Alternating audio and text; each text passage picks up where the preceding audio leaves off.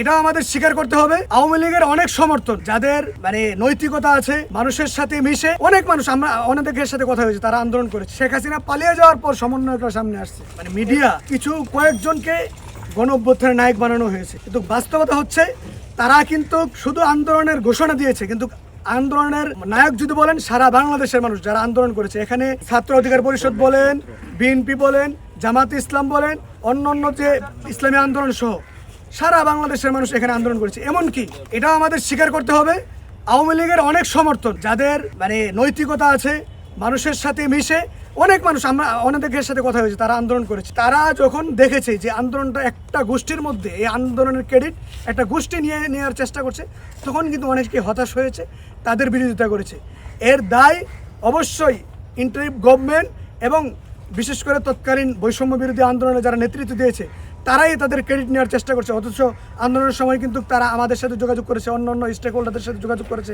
আমার স্পষ্ট মনে আছে 3 তারিখ ঘোষণা দেওয়ার পরবর্তীতে যে 4 তারিখ যে আন্দোলনগুলোতে, তখন তো আমরা সমন্বয়কদের তেমন দেখতে পেতাম না।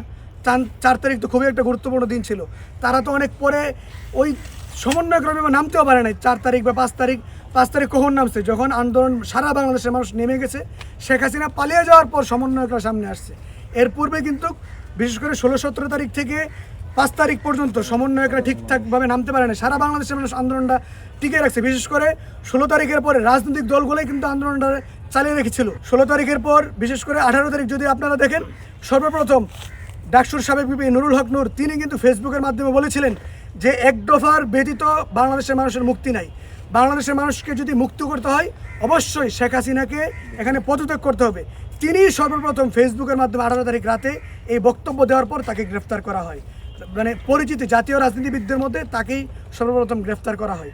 তো আপনি যেটা বললেন যে আমরা বা জাতীয় নাগরিক পার্টির, তো যেহেতু তারা রাষ্ট্রের গুরুত্বপূর্ণ দায়িত্বে ছিল, তাদের উচিত ছিল সর্বপ্রথম গুরুত্ব দেওয়া, আহতদের চিকিৎসা করা, শহীদ পরিবারের খোঁজখবর নেওয়া এবং রাষ্ট্রের পরিবর্তনের জন্য, যেই জন্য মানুষ রক্ত দিয়েছে সেই জন্য কাজ করা। কিন্তু তারা সেটা বাদ দিয়ে তারা দল গঠন করেছে, নিজেদেরকে কিভাবে প্রতিষ্ঠিত করবে সেই চেষ্টা করেছে।